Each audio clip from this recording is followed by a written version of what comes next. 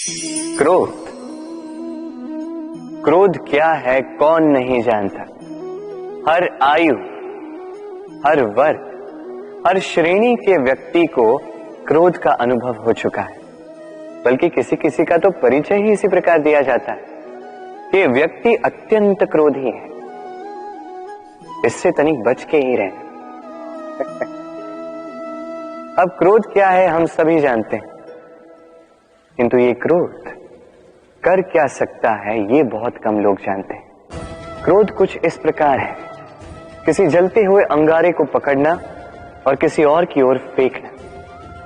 अब इसके पीछे आपकी मंशा होती है सामने वाले को जलाने की, किंतु उससे पहले तो आपके स्वयं के हाथ जल जाते हैं। तो स्मरण रखिएगा, जब भी आप किसी और पर क्रोध करते हैं, सर्वप्रथम वो आपके विनाश का कारण बनता है।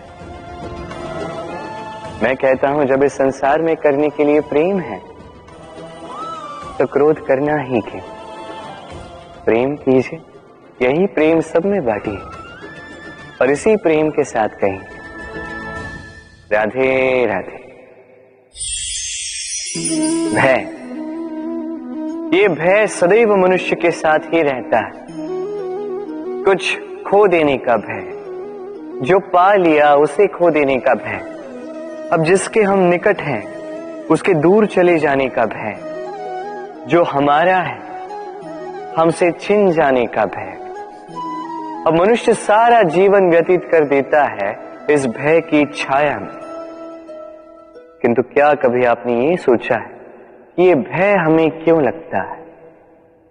ये भय हमें इसलिए लगता है क्योंकि हम उस व्यक्ति, उस भाव, उस वस्तु को स्वयं से समेट कर रखते हैं। हम स्वयं उसे इतनी शक्ति दे देते हैं कि वो जब चाहे तब हमें छोड़कर जा सकता है, हमें कष्ट पहुंचा सकता है। किंतु यदि हम उस भाव, उस व्यक्ति, उस वस्तु से निर्लिप्त रहें, उसके आकर्षण से हम मुक्त हो जाएं, तो ना ही वो हमें छोड़कर जा सकता है, ना ही हमें कष्ट पहुंचा सकता है।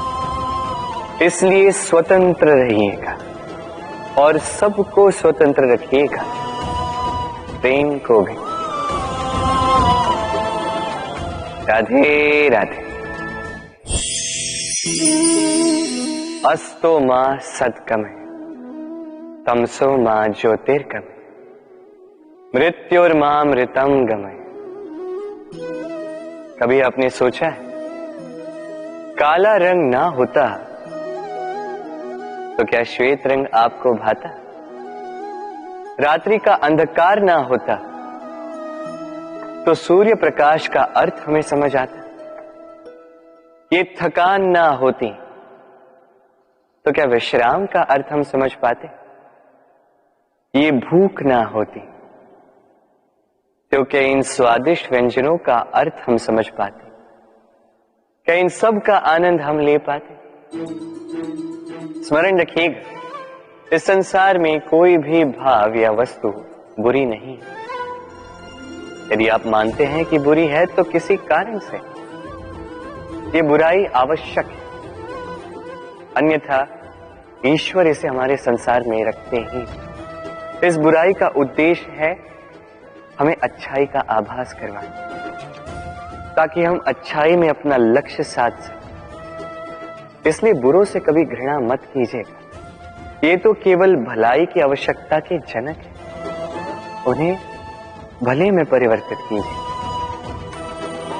असत्य से सत्य की ओर ले जाए, अंधकार से प्रकाश की ओर ले जाए, मृत्यु से अमरत्व की ओर ले जाइए, किंतु प्रेम के पथ से। राधे राधे। अक्सर हमारे पास एक बहाना होता है, एक खींच होती है कि संसार में हम करें तो क्या करें, जो हम करना चाहते हैं वो पहले ही कोई कर चुका है, हमारे पास तो कुछ करने के लिए ही नहीं है। यदि आपको उदाहरण दूं तो इन पूजा की थालियों को देखिए, पहले से ही सब कुछ सज्ज करके रख दिया गया है। अब ऐसे में हम सोचते हैं कि करना क्या शेष है, सब कुछ तो पहले ही हो चुका है। अब यहाँ पे समस्या कर्तव्य में नहीं है, यहाँ समस्या हमारी सोच में है।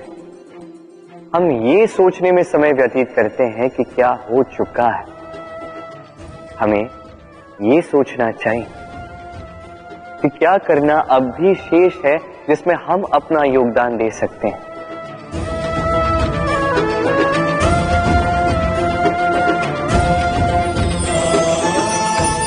समझे? संसार में ऐसा कोई कार्य नहीं जो पूरा हो। आप सदैव उसे आगे बढ़ाने के लिए प्रयास कर सकते हैं। आप उस कार्य को और श्रेष्ठ बना सकते हैं। बस आवश्यकता है तो सकारात्मकता की। राधे राधे।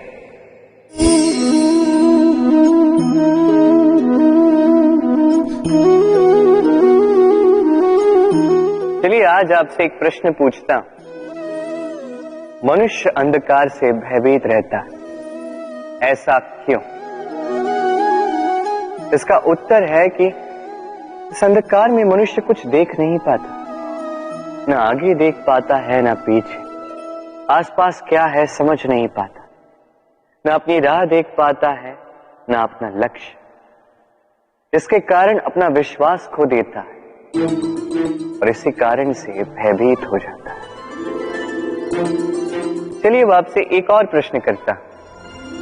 क्या इस संसार में इतना अंधकार है कि इस दिए का अस्तित्व ही मिटा दे? नहीं, उल्टा ये दिया अंधकार को चुनौती देता है, स्वयं जलकर संसार को प्रकाश देता है। ये छोटा सा दिया। अब जब ये छोटा सा दिया अंधकार से भयभीत नहीं होता, तो भला आप क्यों असफलता से भयभीत होते हैं? आपके भीतर एक अमर आत्मा है, बस आवश्यकता है तो उस आत्मा को जगाने की। अपने भीतर की इस ऊर्जा को जगाकर तो देखिए, सब कुछ दिखेगा। राधे राधे। विवाह प्रेम का लक्ष्य है, ये भ्रम है था। और इसीलिए मनुष्य सदैव ये भूल कर बैठता है, सोचता है कि विवाह ही प्रेम का लक्ष्य है। मनुष्य प्रेम को पाना ही प्रेम समझ लेता है। अब देखिए ना, इस संसार में कुछ ऐसे भी भाग्यशाली लोग हैं जिनका विवाह उनके प्रेम के साथ होता है। कुछ का प्रेम ऐसा भी जिन्हें विवश होकर ना चाहते हुए भी किसी और के गले में वरमाला डालनी पड़ती है। किंतु ये दोनों भूल कर बैठते हैं था। विवाह के पश्चात वो सोचते हैं कि हमें तो सब कुछ मिल गया, हमने तो प्रेम प्राप्त कर लिया, हमारा लक्ष्य पूर्ण हुआ। किंतु उसके पश्चात ये जो प्रेम है था कहीं ना कहीं खो जाता। और जिन्हें प्रेम ना मिले वो प्रेम ना मिल पाने की पीड़ा में प्रेम ही भूल जाते हैं। समर्पण, 100% निस्वार्थ समर्पण। वो समर्पण जो किसी मां के मन में अपनी संतान के लिए होता है। क्योंकि ये प्रेम दाऊ, ये प्रेम पाना नहीं है, ये प्रेम देना है। अपने आप को, अपने अस्तित्व को, अपनी आत्मा को समर्पित कर देना। ये प्रेम ना ही शारीरिक है ना ही भौतिक। ये प्रेम तो अपनी आत्मा का समर्पण है। ये विवाह एक संबंध अवश्य है और इसमें कुछ भी अनुचित नहीं है। ये विवाह प्रेम से प्रतिबंधित नहीं है था। ये प्रेम कहीं ऊंचा है। अब यदि मैं आपको उदाहरण दूं, तो क्या राधा के विवाह के पश्चात मैं उसके सुख की कामना करना छोड़ दूं? कैसे मैं प्रयास न करूं कि राधा जीवन में सदा सदा के लिए सुखी रहे? क्या मेरे मन में राधा के लिए प्रेम कम हुआ? कृष्ण का राधा के प्रति प्रेम कृष्ण में समाहित है ना। दाऊ, ये प्रेम पाप तब बन जाएगा जब इस प्रेम के बदले हम कुछ चाहेंगे, किंतु यदि ये प्रेम समर्पित हो तो ना ही ये अनीति है, ना ही ये पाप है।